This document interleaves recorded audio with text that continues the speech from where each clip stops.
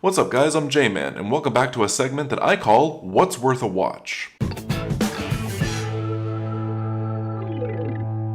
It's a segment where I take a look at small independent films that are not very well known and talk about why they're worth seeing.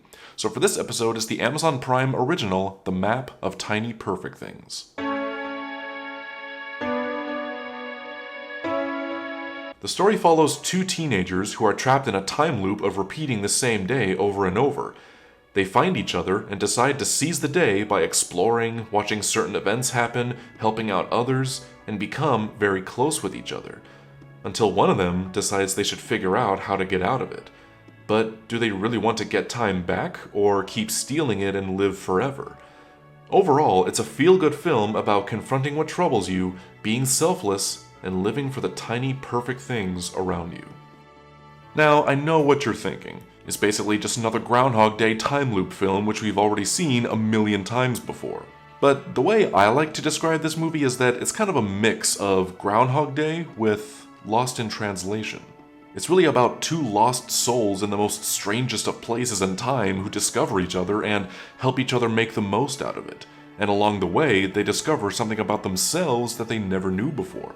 The script was written by author Lev Grossman, who also wrote the original short story of the same name, and it was directed by indie filmmaker Ian Samuels. The film stars Katherine Newton as Margaret, who is very reserved yet pretty likable when she's more loosened up and learns to have more fun, and Kyle Allen as Mark, who is pretty outgoing yet not too sharp when it comes to making things work out. Right off the bat, the movie starts with Mark already in the middle of the time loop, taking advantage of all the free time and foresight that he has. As opposed to other time loop stories which all have some type of setup before it actually happens and you have to wait for them to get used to it before the story finally moves along.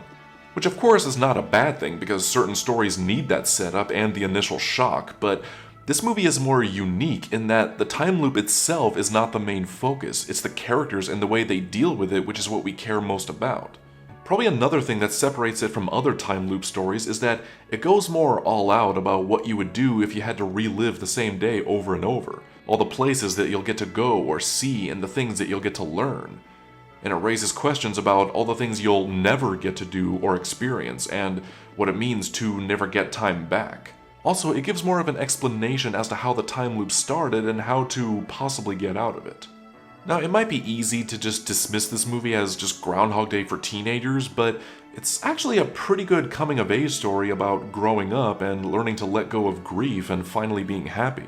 Even the title itself has to do with a map that Mark actually draws of all the great things they've seen around town, only it's not just a map, it could actually hold the key to solving the time loop itself.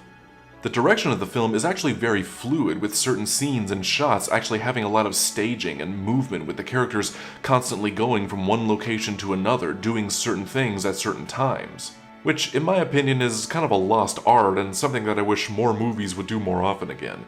Just have all that attention to detail and intricacy. Now, if I had anything to nitpick about this film, it's that the main character, Margaret, can be pretty aggravating at times since it's clear that something is bothering her and even after all that time she spends with him, she still refuses to get close to him or reveal what it is.